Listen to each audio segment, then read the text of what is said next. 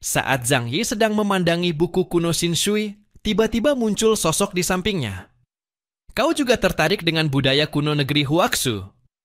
Tidak ada satu orang pun yang bisa muncul tiba-tiba di samping Zhang Yi tanpa terdeteksi olehnya. Mereka yang berasal dari sistem ruang sangatlah peka terhadap pergerakan di sekitarnya. Bisa dikatakan, dengan medan pikirannya, ia bisa merasakan setiap gerakan sekecil apapun di seluruh museum itu dalam pikirannya. Inilah juga alasan mengapa ia tidak langsung mengambil buku kuno Xin Shui.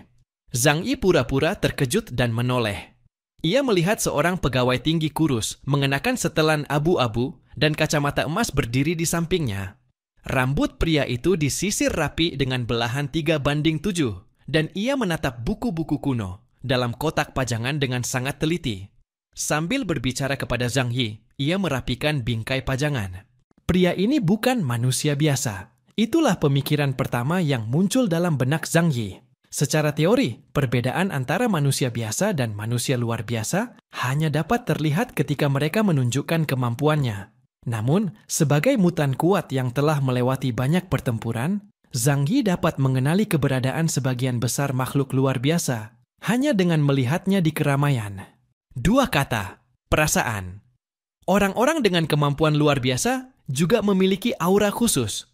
Mungkin mereka sendiri tidak menyadarinya, tetapi orang lain dapat merasakannya melalui perbedaan-perbedaan halus. Hal yang sulit disembunyikan oleh orang luar biasa adalah kesombongan dalam dirinya karena merasa lebih unggul dari manusia biasa.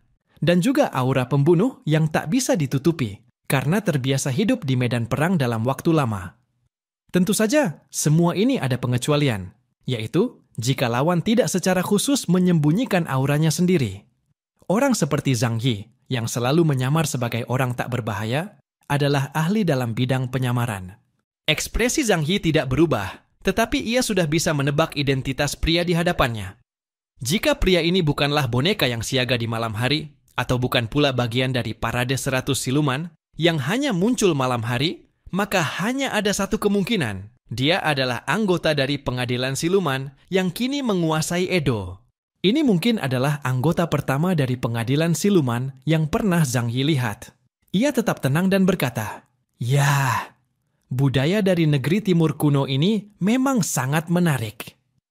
Pria berkacamata itu menyilangkan tangan di dada, tampak berwibawa, dan berkata dengan nada tenang, "Negeri Huaxu kuno memiliki peradaban yang memimpin dunia sejak ratusan hingga ribuan tahun yang lalu.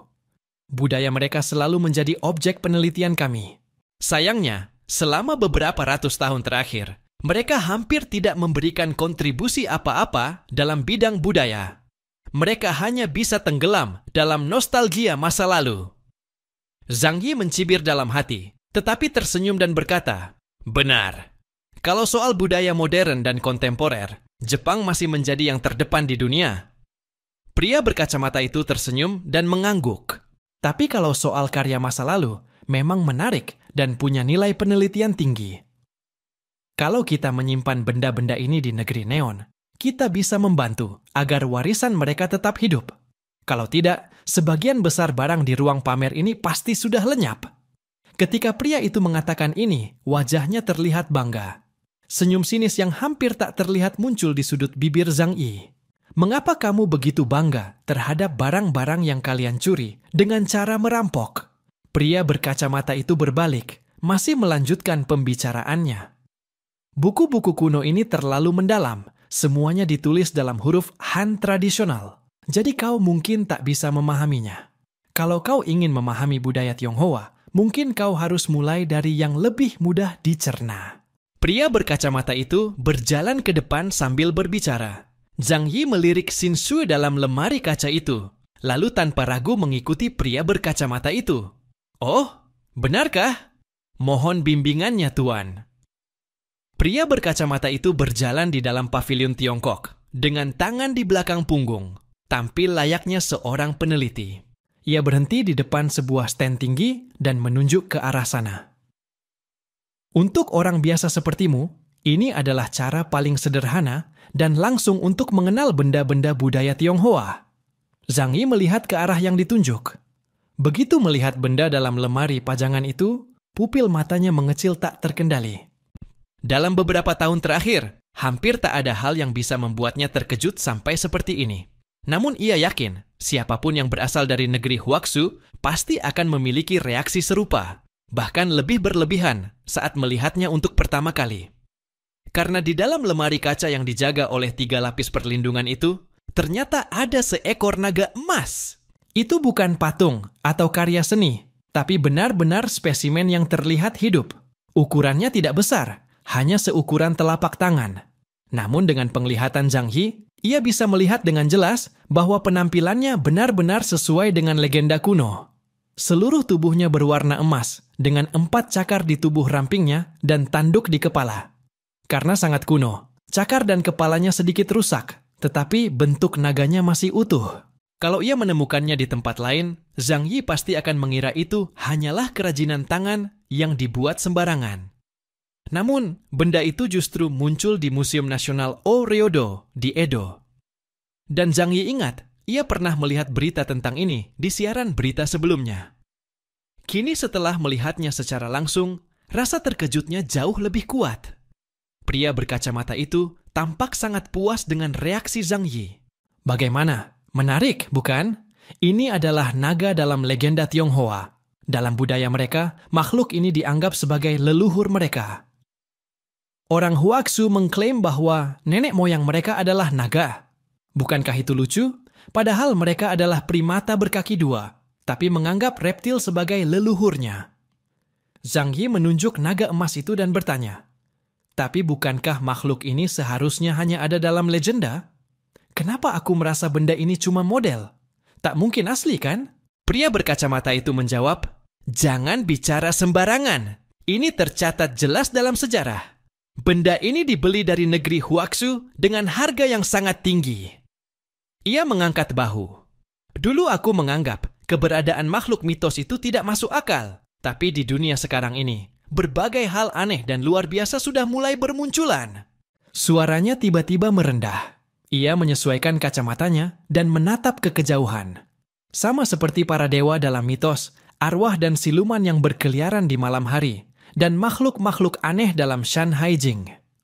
Pada waktu-waktu tertentu, keberadaan mereka bukanlah hal yang aneh lagi. Zhang Yi berkata dengan tenang, "Seperti saat ini. Contohnya?" "Benar." Pria berkacamata itu mengangguk. Zhang Yi menarik napas dalam-dalam dan menatap naga emas yang hanya seukuran telapak tangan itu. Makhluk yang ia lihat di dasar jurang Qinling terbayang kembali dalam pikirannya. Makhluk putih yang sangat mirip naga dan bisa berubah menjadi wujud manusia itu secara resmi disebut Bailongzi. Catatan, masalah penamaan Bailongzi. Setiap ras memiliki bahasanya sendiri. Manusia menamakannya Bailongzi. Suku-suku di bawah jurang Qinling memiliki sebutan lain yang dalam terjemahan disebut Bailongzi. Untuk memudahkan pemahaman, di sini kita menyebutnya Bailongzi. Hal yang sama berlaku untuk makhluk-makhluk lain yang akan muncul kemudian. Saat Zhang Yi sedang berpikir, terdengar lagi sebuah suara di sampingnya. "Maeda, kalau kau punya waktu untuk tinggal di sini dan mengobrol dengan spesies, lebih baik kau pergi menemui Tuan dan mendengarkan instruksinya."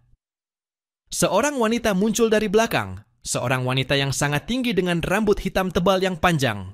Rambutnya mencapai pinggang, dan mata besarnya hitam seperti tinta. Pupil matanya memenuhi 80% bagian mata, proporsi yang biasanya hanya terlihat dalam komik. Namun, jika seseorang benar-benar memiliki penampilan seperti ini, akan memberikan kesan keindahan yang aneh. Ia mengenakan jaket kulit hitam, yang menonjolkan lekuk tubuhnya dengan sempurna. Sepatu bot kulit berhak rendah yang dipakainya menimbulkan suara tap-tap saat melangkah di atas lantai. Orang yang tumbuh? Zhang Yi sangat tertarik dengan istilah ini. Ia teringat pada para boneka yang siaga saat malam hari. Di ruangan ini, kecuali beberapa anggota Istana Iblis, sebagian besar dari mereka adalah boneka-boneka itu. Namun di siang hari, tidak akurat jika menyebut mereka boneka. Zhang Yi telah membuktikan sendiri bahwa mereka tidak berbeda dari manusia biasa. Mereka juga memiliki emosi, bisa terluka dan berdarah. Jadi, apa sebenarnya yang dimaksud dengan ras orang? Pria berkacamata Maeda Yuichiro menoleh padanya. Nona Purgatory Star, bagaimana mungkin Anda punya waktu datang ke sini? Apa Anda sedang mencariku? Purgatory Star melangkah mendekat pada Maeda Yuichiro dengan kaki jenjangnya. Ia bahkan tidak menoleh ke arah Zhang Yi yang berdiri di sebelahnya, seolah-olah dia tidak ada. Tuan memintaku untuk memberitahumu bahwa belakangan ini Edo tampaknya agak tidak tenang. Sebaiknya kau jangan tenggelam dalam museum sepanjang hari. Bawa lebih banyak orangmu dan lakukan patroli di sekitar Edo. Maeda Yuichiro mengernyitkan alis. Maksudmu, ada mutan dari luar yang menyusup? Apa itu kelompok dari Columbia? Purgatory menggelengkan kepalanya. Saat ini kita belum memiliki intelijen apapun. Namun, seluruh Edo berada di bawah pengawasan Tuan. Dia bisa merasakan adanya perubahan halus dalam atmosfer. Maeda Yuichiro menyeringai, menampakkan senyum meremehkan. Siapa yang berani mendekati Kastel Edo sekarang? Bahkan jika pasukan mutan elit Columbia datang, mereka mungkin hanya akan mati sia-sia. Hati Zhang Yi bergerak gelisah. Apa maksud sebenarnya dari pria ini? Dari mana mereka mendapatkan kepercayaan diri sebesar itu untuk bersaing dengan pasukan mutan Columbia? Perlu diketahui, dari segi kekuatan nasional, Columbia dan kerajaan Huaxu berada pada tingkat yang setara. Menghancurkan sebuah negara sekelas Neon memang bukan perkara mudah, tapi juga bukan sesuatu yang membutuhkan banyak tenaga. Kecuali terjadi sesuatu yang tidak biasa. Apakah ini berkaitan dengan pawai 100 iblis yang muncul di Edo pada malam hari? Mungkinkah Neon bekerja sama dengan peradaban misterius tertentu? Pikiran semacam ini membuat Zhang Yi merasa tidak nyaman. Bahkan kerajaan Nash yang merupakan peradaban misterius terlemah yang pernah dihadapinya, memiliki kekuatan besar yang mampu mengguncang seluruh kerajaan Huaxu. Jika Neon dan peradaban misterius bergabung, mereka benar-benar akan menjadi kekuatan yang sangat sulit dihadapi. Maka dari itu, rencana aksi mereka mungkin tidak akan semudah yang dibayangkan. Zhang Yi menatap spesimen naga di dalam kotak pajangan dan buku Shinshu. Setelah merenung sejenak, ia membuang keinginan untuk menyimpannya. Keadaannya cukup rumit. Perjalanan ke negeri Neon ini jauh lebih rumit dari yang ia perkirakan. Zhang Yi merasa bahwa Deng Shentong pasti menyembunyikan sesuatu darinya. Sementara itu, Purgatory Star dan Maeda Yuichiro masih bercakap-cakap, seolah tidak ada orang lain di sekeliling mereka, mengabaikan para wisatawan yang berlalu lalang. Museum Daliangdu ini hanyalah tempat kumuh. Yang tersisa hanya sampah dari zaman kuno. Tidak perlu membuang-buang waktu di sini. Maeda, kalau kau punya begitu banyak waktu, sebaiknya kau menghabiskannya di Gunung Abadi. Di sanalah tempat yang menyimpan hal-hal yang seharusnya paling kita lindungi. Setelah mendengar kata-kata Purgatory Star, Maeda Yuichiro merapikan kacamatanya dan sorot matanya menjadi jauh lebih tajam. Perempuan, kau tidak mengerti pentingnya menjaga nyala api peradaban. Semua ini adalah harta dari budaya umat manusia. Ia merentangkan tangannya seolah ingin merangkul seluruh museum Daliangdu. Jika kita tidak bisa melanjutkan nyala api peradaban, kelangsungan ras manusia hanyalah sebuah cangkang liar belaka. Tak ada artinya. Purgatory Star memegangi kepalanya dengan putus asa. Sial! Kenapa orang keras kepala sepertimu bisa menjadi salah satu petinggi istana iblis? Maeda Yuichiro menjawab dingin. Aku menjadi mutan hanya karena ketertarikan semata. Pokoknya, aku sudah menyampaikan perintah dari Tuan. Kau tahu apa yang harus dilakukan selanjutnya. Setelah Purgatory Star berkata demikian, ia berbalik dan berjalan pergi dengan langkah mantap. Tubuhnya sangat bagus, jelas ia telah berlatih selama bertahun-tahun.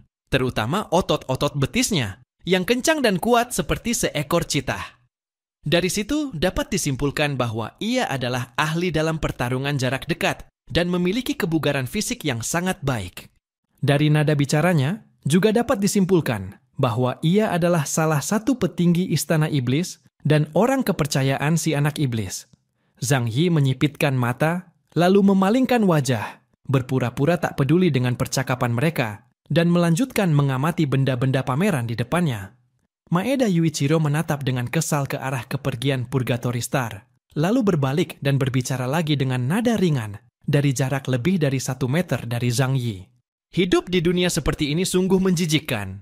Jika aku hidup di masa damai, aku pasti akan menjadi peneliti yang hebat. Zhang Yi meliriknya sekilas dan tidak berkata apa-apa. Ia belum cukup yakin apa yang dimaksud dengan spesies yang disebut oleh Maeda Yuichiro. Jadi ia memilih untuk sedikit bicara agar tidak membocorkan identitasnya. Maeda Yuichiro menghela napas. Sepertinya memberitahumu semua ini tidak ada gunanya. Kau hanyalah benih yang hidup, tenggelam dalam reinkarnasi tanpa akhir, siang dan malam. Mungkin ini juga semacam kebahagiaan. Ia menundukkan kepala dan termenung. Ada begitu banyak informasi dalam kalimat ini. Pikiran Zhang Yi pun bekerja dengan cepat. Hidup sebagai benih? Benih apa? Benih kelangsungan hidup manusia? Atau sesuatu yang lain? Dan apa maksud dari kalimat berikutnya? Tenggelam dalam reinkarnasi tanpa akhir, siang dan malam. Segera, informasi ini membuat Zhang Yi membuat dugaan yang berani. Ia menatap Maeda Yuichiro dan bertanya dengan bingung. Hei paman, apa maksud dari semua ini? Maeda Yuichiro menatap Zhang Yi dengan penuh makna, menghela napas, dan menepuk pundaknya. Bukan apa-apa. Bahkan jika kau tahu kebenarannya, kau akan segera melupakannya. Sejujurnya, kadang-kadang aku iri pada orang-orang sepertimu. Setidaknya kalian tidak punya beban apapun. Setelah mengatakan itu, ia berjalan melewati Zhang Yi dan menuju ke sisi lain museum. Setelah Maeda Yuichiro dan bintang Purgatorium pergi, Zhang Yi menatap dalam ke arah Xinxue yang diletakkan di dalam kotak pajangan, lalu berbalik dan berjalan ke sudut sepi di Museum Daliangdu. Setelah memastikan tidak ada siapapun di sekitarnya, ia segera pergi. Ia mengirimkan pesan kepada semua orang melalui saluran komunikasi, meminta mereka untuk berkumpul. Kita telah memastikan lokasi asli Xinxue. Untuk saat ini, jangan bertindak sendirian. Begitu malam tiba, kita akan bergerak. Setelah itu, Zhang Yi menentukan tempat pertemuan, yaitu sebuah restoran kecil yang tersembunyi di tepi jalan. Tak lama kemudian, Deng Shentong dan rekan-rekannya tiba satu persatu. Karena kehadiran mereka, restoran kecil itu nyaris tak memiliki ruang kosong. Zhang Yi memesan beberapa hidangan khas dan meminta nyonya pemilik restoran untuk menyajikannya. Setelah melakukan penyelidikan, ia menemukan bahwa orang-orang ini tidak menyadari kondisi fisik mereka dan masih bertindak seolah-olah mereka adalah orang biasa yang hidup di masa damai. Bahkan makanan-makanan ini masih bisa mereka konsumsi.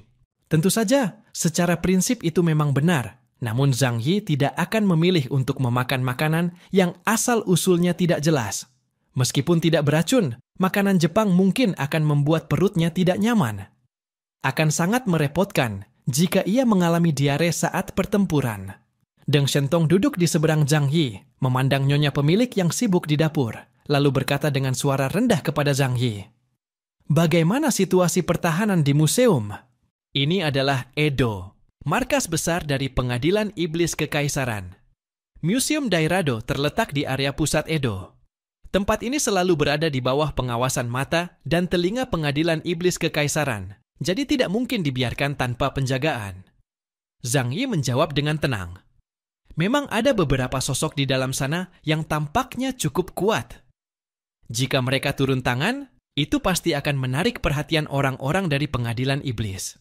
Deng Shentong mengangguk. Memang tidak perlu membuat musuh waspada. Selama kita yakin bahwa Xinxue berada di sana, kita bisa menyelinap masuk malam ini dan membawanya pergi. Zhang Yi meminum segelas air dan berkata, kalau begitu, mari kita tunggu hingga malam tiba. Keduanya memandang keluar jendela. Saat itu sudah sore dan tidak lama lagi malam akan datang. Segera, mereka akan menyaksikan kembali pemandangan aneh dari parade 100 iblis di malam hari. Senja semakin gelap. Di Kastel Edo, hari ini tiba-tiba muncul beberapa sosok tambahan. Mereka mengenakan seragam jas serba hitam dan membawa pedang samurai, tambang goni, atau senjata api di tangan mereka. Mereka adalah anggota dari organisasi mutan terbesar di Jepang saat ini. Pengadilan Iblis. Sejak bocah jahat mengalahkan dua organisasi besar, yaitu Pelikan dan Izumo, Pengadilan Iblis telah menjadi raja sejati di Neon. Dan setiap anggota tim Pengadilan Iblis di Edo adalah elit dengan kekuatan luar biasa. Bahkan jika mereka hanyalah anggota lapisan bawah yang bertugas berpatroli, mereka tetap harus memiliki indeks kemampuan setidaknya 6.000 poin. Di jalanan Ginza, salju turun seperti biasa. Belasan anggota pengadilan iblis yang mengenakan jas hitam dan membawa pedang panjang berjalan santai di tengah jalan. Para pejalan kaki memandangi mereka dengan curiga, mengira mereka hanyalah para penggemar cosplay. Namun harus diakui bahwa para pendekar modern ini memang memiliki aura tegas dan mematikan. Beberapa gadis melemparkan tatapan penasaran ke arah para pendekar yang lewat, dan ketika pandangan mereka jatuh pada pria berambut keriting perak yang memimpin kelompok tersebut, mereka langsung memerah.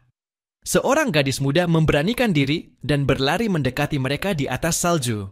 "Halo! Bolehkah kita saling bertukar kontak?" Dia menatap pria berambut keriting itu dengan berani dan mengulurkan ponselnya. Para pendekar di belakang pria berambut keriting itu tampak bingung, lalu menatap si pria yang selalu menunjukkan ekspresi malas itu. Namun, dari reaksi mereka terlihat bahwa situasi seperti ini bukanlah hal baru. Pendekar berambut keriting itu tidak menerima ponsel tersebut. Ia hanya memasukkan tangannya ke dalam saku dan berkata dengan tenang kepada si gadis, "Gadis kecil, hari sudah malam. Kau sebaiknya pulang cepat. Orang tuamu pasti khawatir." Kau tidak mau memberikannya? Kalau kau tukar kontak denganku, aku bisa pergi ke taman bersamamu." Gadis itu berkata tanpa menyerah. Pendekar berambut keriting itu menggeleng. "Maaf, aku tidak tertarik pada gadis berdada kecil." Kalimat itu langsung mengubah ekspresi si gadis. Ia memakinya sebagai mesum dan lari dengan marah. Pendekar berambut keriting itu sama sekali tidak peduli. Ia hanya menggaruk kepalanya dan menatap awan gelap yang perlahan-lahan menutupi langit Ginza. Sudah hampir malam lagi. Seorang samurai botak di belakangnya berkata, "Tuan Narumi, mari kita bersembunyi. Orang-orang dari bayangan itu akan menyerang siapa saja."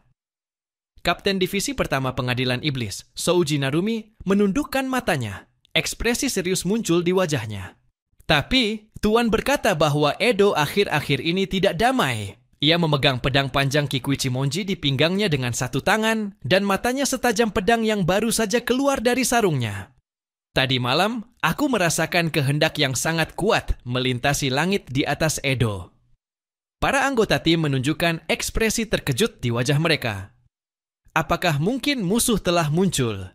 Kastel Edo saat ini berada di bawah kekuasaan Yumo Tingkita, seperti gentong besi.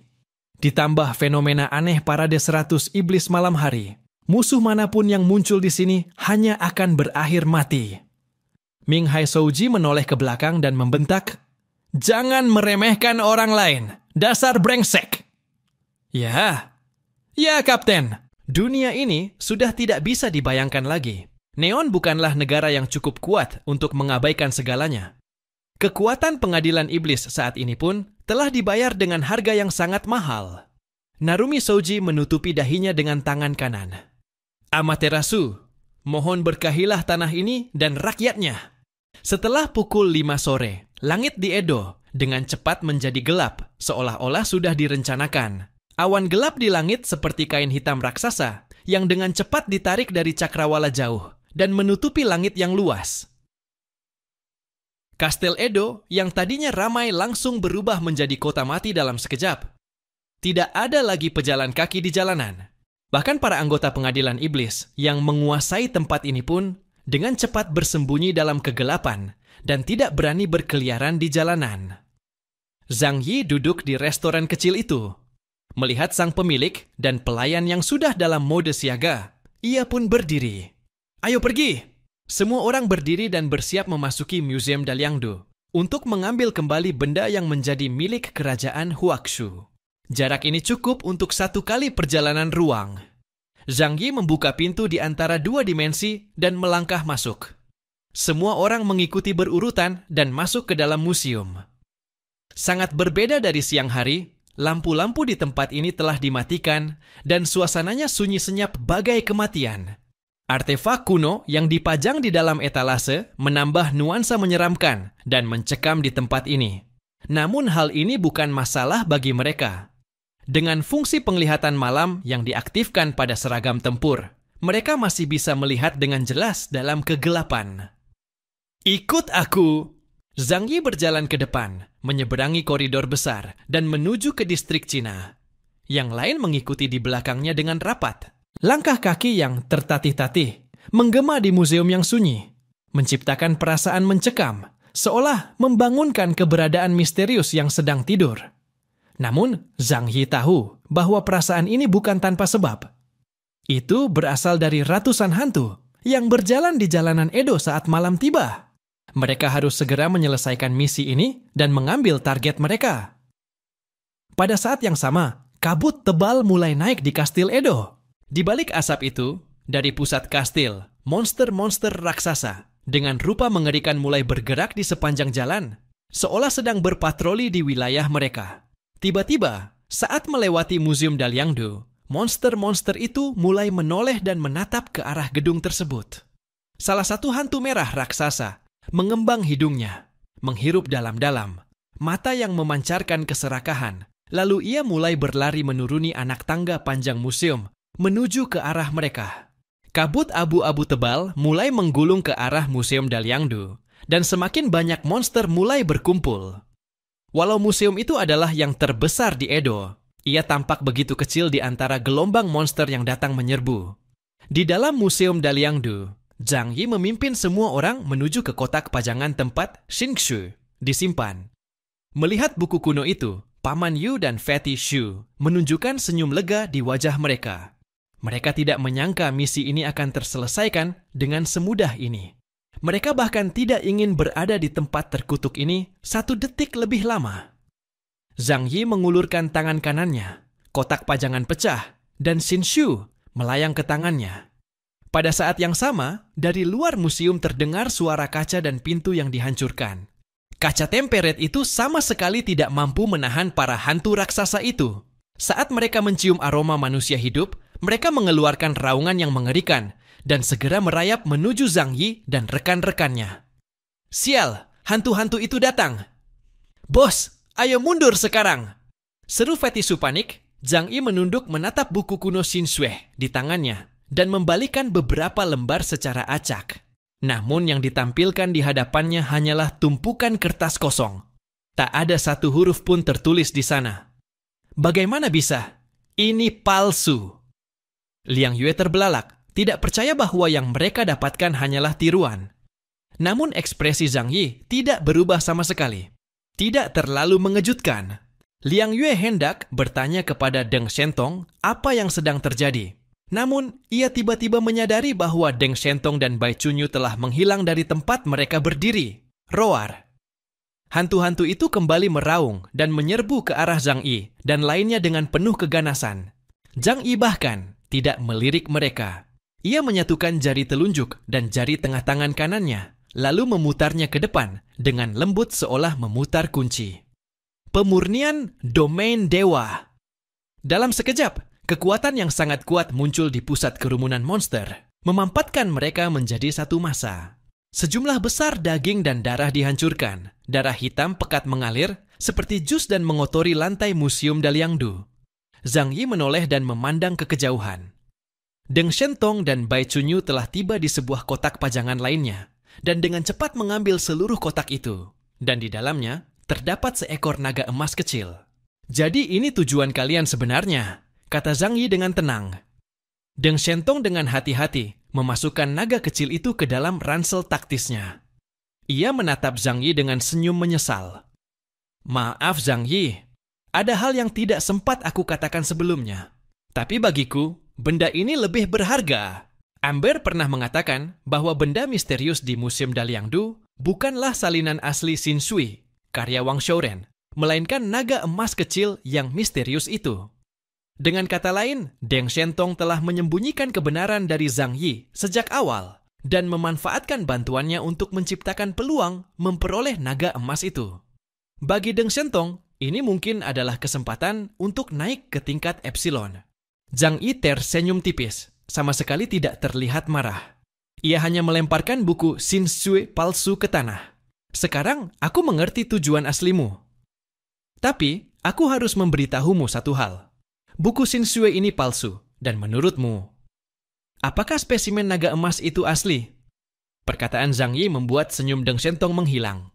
Terutama karena wajah Zhang Yi, yang sejak tadi tidak menunjukkan keterkejutan sedikit pun, membuat Deng Shentong akhirnya menyadari sesuatu. Kau sudah tahu bahwa semua ini palsu. Aku belum bisa memastikannya sebelumnya, tapi aku sudah bersiap untuk kemungkinan itu, jawab Zhang Yi tenang. Tidak semua benda yang dipajang di museum adalah asli, apalagi untuk benda budaya yang sangat berharga. Biasanya yang dipajang hanyalah tiruan. Yang asli disimpan di tempat yang benar-benar aman, atau telah menjadi koleksi pribadi orang-orang berkuasa. Saat Zhang Yi dan yang lain berbincang, ratusan hantu yang sebelumnya telah dihancurkan oleh jurus Zhang Yi mulai bangkit kembali. Bekas darah hitam di lantai menghilang, dan sosok-sosok hantu itu kembali muncul di museum, lalu menyerbu ke arah mereka dengan raungan buas. Deng Shentong hanya bisa tersenyum pahit dalam hati. Ia pikir dirinya berhasil menipu, tapi ternyata semuanya sudah berada dalam perhitungan Zhang Yi sejak awal. Sebenarnya, aku memang berniat menjelaskannya nanti saat kita kembali. Aku juga akan membagikan hasil penelitianku tentang naga emas ini, katanya. Zhang Yi hanya menatapnya sekilas tanpa menjawab. Setiap orang memiliki motif egois. Jika ia tidak mengatakannya sejak awal, itu berarti Deng Shentong memang ingin menyimpan rahasia inti itu untuk dirinya sendiri. Sudahlah, kita keluar dari sini dulu. Zhang Yi berkata tenang sambil membuka pintu dimensi. Hantu-hantu ini tidak bisa dibunuh secara permanen, jadi tak ada gunanya menghabiskan waktu di sini. Segalanya bisa dibicarakan setelah kembali. Namun, tepat saat Zhang Yi membuka pintu dimensi dan bersiap membawa semua orang pergi, suara tua yang usil dan menyeramkan terdengar di telinga mereka. Boneka goyang itu jatuh. Seketika, tubuh Zhang Yi terasa seolah dikunci oleh sesuatu dan tidak bisa bergerak sama sekali. Bukan hanya dia, semua orang yang ada di tempat itu ikut terdiam tak bergerak. Para hantu meraung-raung dengan suara mengerikan dan berlari ke arah mereka dengan buas. Mata mereka memancarkan keinginan untuk melahap sampai ke tulang. Shen Luo Wan Xian. Di saat genting, Zhang Yi membuka pintu dimensinya sendiri dan berdiri di hadapan para hantu. Sekelompok hantu masuk ke dalam pintu dimensinya dan langsung lenyap tanpa jejak. Melihat itu, para hantu lainnya berhenti di luar area pintu, tapi masih terus menatap Zhang Yi dan kawan-kawannya dengan haus darah. Tanpa ada yang menyadari, seluruh museum kini telah sepenuhnya dikuasai oleh hantu. Bahkan di luar museum pun, arus hantu terus mengalir masuk. Manusia-manusia kecil itu terjebak di tengah museum, dan pintu dimensi tak terlihat milik Zhang Yi menjadi satu-satunya penghalang yang mencegah hantu masuk. Dalam jarak yang begitu dekat, wujud para monster yang menyeramkan dan mengerikan itu bisa terlihat jelas. Namun yang paling membuat Zhang Yi khawatir bukanlah mereka, melainkan sosok yang baru saja mengaktifkan kemampuan untuk membekukan semua orang.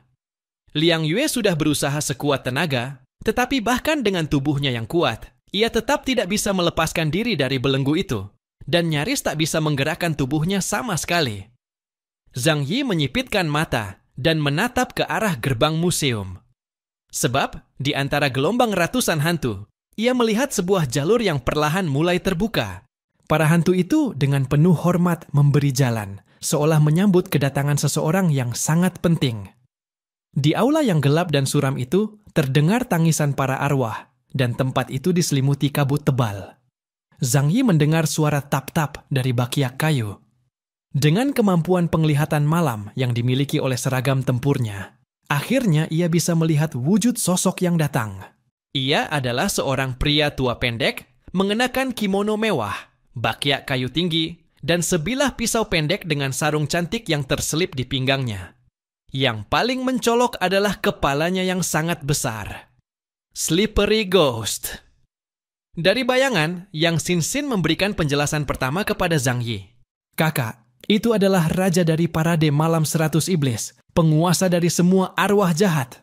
Dia seharusnya juga adalah sosok yang paling sulit dihadapi dalam parade malam 100 iblis. Zhang Yi menyipitkan mata. Sepertinya dia adalah orang yang mengendalikan tubuh kita, sehingga kita tidak bisa bergerak. Begitu kata-kata itu terucap, tubuh semua orang kembali bisa bergerak. Waktunya sekitar 3 detik. Mampu mengendalikan makhluk asing setingkat kereta hitam selama 3 detik adalah hal yang sangat mengerikan. Zhang Yi merasakan firasat buruk dalam hatinya. Karena semakin banyak hantu yang berkumpul di sekeliling. Ayo pergi. Sebelum ia sempat menyelesaikan kalimatnya, 2 sosok lain kembali muncul dari kabut tebal di samping Slippery Ghost. Satu adalah hantu bertubuh besar seukuran manusia dengan sayap putih dan hidung panjang. Dan satunya lagi adalah pemuda kurus yang mengenakan jubah onmyoji putih dan bertelanjang kaki. Meski belum diketahui seberapa kuat mereka sebenarnya, namun mampu berdiri sejajar dengan Raja 100 Iblis jelas menunjukkan bahwa kekuatan mereka tidak bisa diremehkan. Situasi saat ini sedikit melampaui dugaan Zhang Yi. Ia sempat merasa bahwa ada makhluk menakutkan di antara ratusan hantu itu, dan mungkin ia tak akan takut jika benar-benar harus bertarung. Namun sekarang, kelompok ini tidak bisa dibunuh sama sekali, jadi bertarung pun menjadi sia-sia. Semua orang bergegas menuju gerbang dimensi. Saat itu juga, pria tua pendek yang tingginya hanya sekitar 1 meter, tiba-tiba mencabut pedang terkenalnya dari pinggang. Dalam sekejap, ia muncul di depan gerbang dimensi Zhang Yi. Hancur. Sebuah tebasan pedang jatuh dari langit, dan gerbang dimensi Zhang Yi benar-benar terbelah dengan celah panjang. Benar-benar terbelah, bukan hancur. Ia bisa merasakan dengan jelas bahwa gerbang dimensi itu masih ada. Bahkan kedua bagian yang terbelah itu pun masih bisa digunakan. Namun, itu benar-benar telah dibelah menjadi 2 bagian. Slippery Ghost tak berhenti sesaat pun. Ia berguling 2 kali di udara dan melompat ke arah Zhang Yi dengan senyum licik di wajahnya. Ia mengarahkan belatinya ke kepala Zhang Yi dan menebasnya. Kemampuan aneh ini membuat Zhang Yi tidak bisa membuka gerbang dimensi untuk mengirim orang lain pergi, dan ia hanya bisa memilih untuk melawan musuh terlebih dahulu. Pedang di pohon.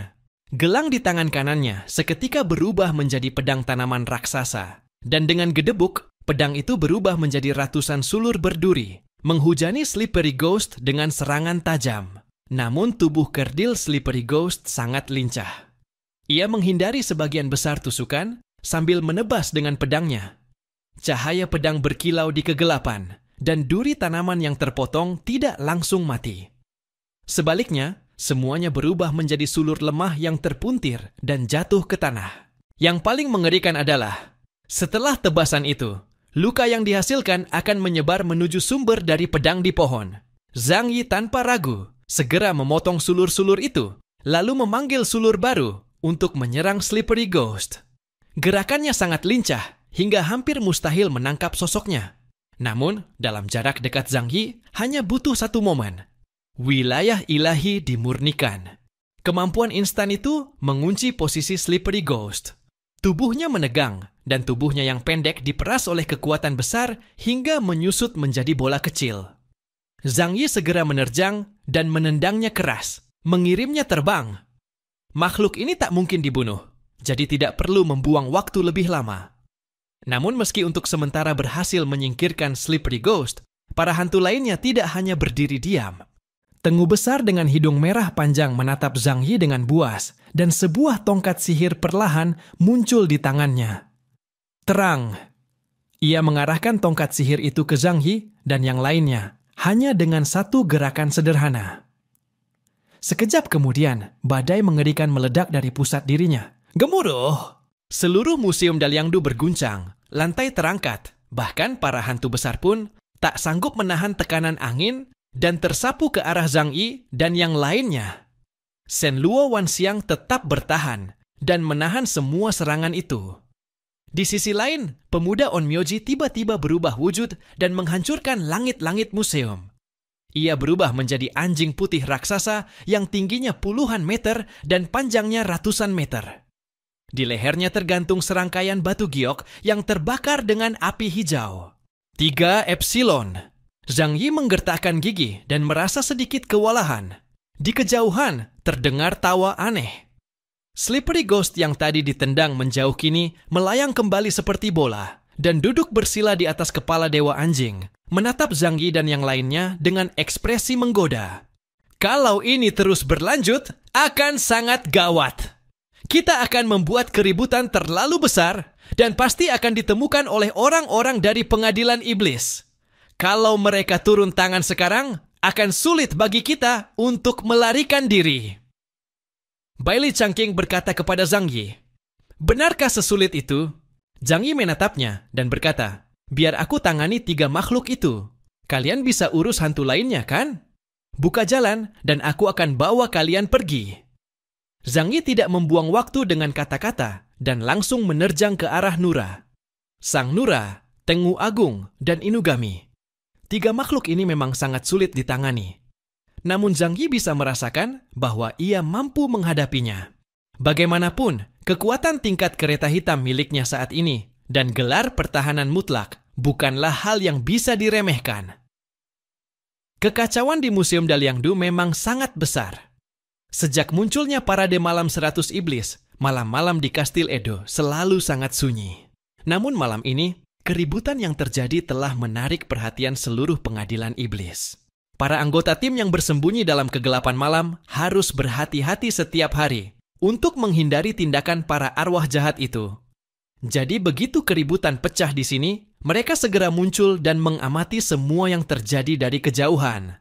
Itu orang asing. Wajah baru. Epsilon, orang Asia. Sepertinya mereka dari negara Huaxu. Segera laporkan kabar ini kepada Tuan Penguasa. Sejumlah besar anggota pengadilan iblis berkumpul di Kastil Edo. Tetapi tak satu pun yang berani mendekat. Bukan hanya Zhang Yi dan rekan-rekannya yang takut. Mereka justru lebih takut memprovokasi ratusan hantu yang berkeliaran di malam hari. Tak ada yang tahu asal mula para monster abadi ini. Yang diketahui hanyalah bahkan para kader pengadilan iblis pun berusaha menghindari keluar di malam hari. Berita bahwa Epsilon dari negara Huaxu telah tiba di Edo segera menyebar ke Gunung Abadi. Catatan, Gunung Abadi adalah nama lain dari Gunung Fuji. Gunung Abadi, terletak di utara Kastil Edo, adalah simbol paling terkenal dari Jepang Neon. Gunung ini juga menjadi lokasi Menara Kastil, markas besar dari pengadilan iblis kekaisaran. Penguasa pengadilan iblis, Evil Boy, tinggal di kuil Tensugu, kuil pertama dalam ajaran Shinto di Jepang Neon.